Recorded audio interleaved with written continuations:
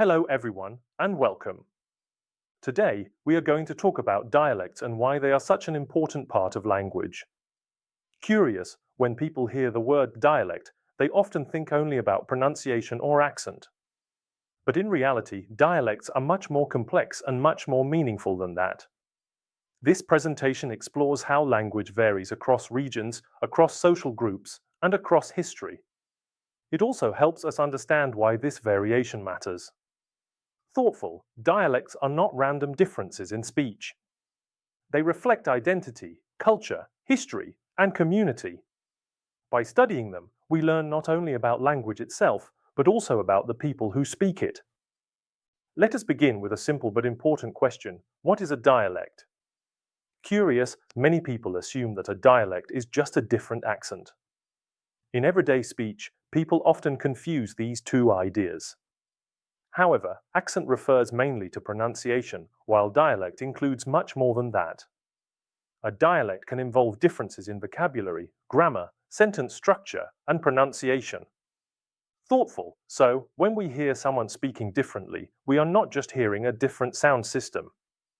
We may also be hearing different word choices, different grammatical patterns, and different linguistic traditions. This is why the study of dialects is so important. It allows us to go deeper than surface impressions and understand how language actually functions in real communities. A dialect can be defined as a distinct variety of a language spoken in a particular region or by a particular social group. This means that dialect is connected either to place, to people, or to both. It includes differences in lexis, syntax, and accent. Curious, one of the most important points here is that dialects are natural linguistic varieties. They are not broken forms of language. They are not incorrect versions of a standard language. Every dialect has its own internal system and its own rules. In other words, dialects are rule-governed and fully meaningful. Thoughtful, another important idea is that the boundary between a language and a dialect is not always purely linguistic. Sometimes politics, history, and social power also influence how speech forms are classified. So, when we ask whether something is a language or a dialect, we are often also asking questions about identity, status, and society. Now let us move to dialectology. Dialectology is the scientific study of dialects and their variation. It developed in the 19th century as part of historical linguistics, especially when scholars became interested in how language changes across space. Curious, early dialectologists wanted to map language. They studied how people in different villages, towns, and regions spoke, and they recorded differences very carefully. Their work helped create linguistic atlases, which showed the distribution of speech forms across large areas. Thoughtful, the presentation mentions important scholars such as Hans Kurath and William Labov. Their work helped shape the field by showing that dialect variation is systematic and worthy of serious scientific study. Thanks to this tradition, dialectology became a way to understand the living geography of language. At the center of dialectological research is one major idea: thoughtful language varies, and that variation can be studied in a systematic way. Dialectologists do not look at speech differences as isolated facts. Instead, they try to understand patterns. They ask where certain features appear, why they appear there, how they spread, and what they tell us about the history and social life of language. Curious, this makes dialectology both descriptive and analytical. It does not just collect data. It explains relationships between language, place, and society. This slide introduces three key research areas in dialectology. The first is geographic distribution. Researchers identify where particular linguistic features occur and mark them on maps.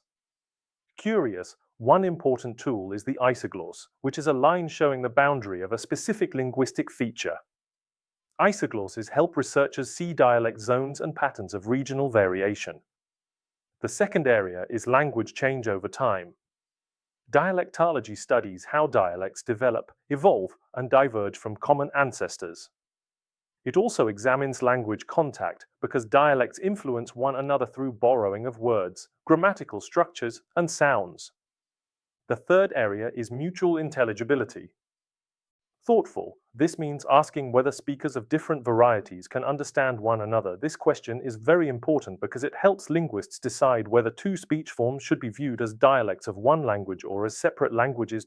So this slide shows that dialectology is not only about description. It is also about classification, history, and communication. Dialect variation exists on a wide spectrum. Thoughtful. Not all dialects are the same type, and not all variation works in the same way. Some dialects are strongly connected to geography. Others are shaped more by social background. Curious. Some form smooth continua across regions, while others exist within languages that have more than one accepted standard variety. This reminds us that dialects are diverse, flexible, and impossible to reduce to one simple model. This slide presents several important types of dialects. First, we have regional dialects. These are linked to specific geographical areas. The presentation gives examples such as Geordie, Scouse, and Brummie. Curious, these dialects are often widely recognized because they are associated with well-known cities or regions. Second, we have social dialects, also called sociolects. These are influenced by social factors such as class, age, ethnicity, and occupation. This shows that language does not vary only because people live in different places. Thoughtful, it also varies because people belong to different social groups and communities. Third, the slide mentions dialect continua. In such cases, dialects change gradually across space. Neighboring varieties may understand each other quite well, while varieties at opposite ends of the continuum may be much less intelligible. Finally, there are pluricentric languages. These are languages with more than one standard variety, such as British English and American English. Each standard has its own norms, its own prestige, and its own accepted patterns of usage. Together, these types show how rich and multidimensional dialect variation really is. This slide broadens our perspective and reminds us that dialect diversity is a global phenomenon. Curious, from Yorkshire in England to Cantonese-speaking communities, dialects reflect the linguistic creativity of people around the world. Every region carries its own patterns of expression, its own sounds, and its own cultural meanings. This global view is important because it helps us see dialects not as local curiosities, but as a universal feature of human language. Thoughtful, in every part of the world, people shape language according to their environment, history, and social experience. That is why dialects tell linguistic stories, but also human stories. Now we move from structure and classification to society. Surprise, dialects do not exist in isolation. They function within communities, institutions, and cultural systems. The way a dialect is perceived often depends not on linguistic quality, but on social attitudes. Because of this, studying dialects also means studying power, prestige, belonging, and cultural values. Thoughtful. In other words, dialects are deeply social. This is one of the most meaningful slides in the presentation because it shows why dialects matter in human life. First, thoughtful. Dialects are markers of identity and belonging. They help people feel connected to a group, a place, and a shared heritage. Through dialect, speakers can express who they are and where they come from. A dialect can feel like a linguistic home. Second, dialects are often connected with prestige and stigma. Historically, some dialects were treated as more respectable, while others were unfairly judged as less educated or less correct. Curious, linguistics challenges this view. From a descriptive perspective, all dialects are valid.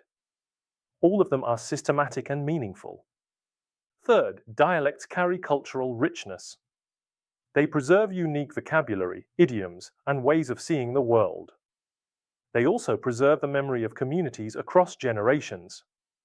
Pause, so dialects are not just speech varieties. They are cultural resources and symbols of continuity.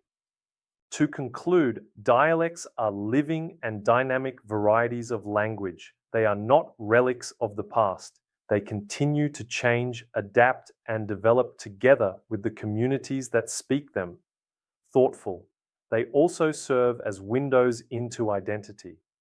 Through dialects, we can better understand history, culture, community, and individuality in ways that standard language alone cannot fully express. And finally, dialects represent a celebration of diversity. When we appreciate dialects, we deepen our understanding of human communication and of the richness of our shared cultural heritage. Pause.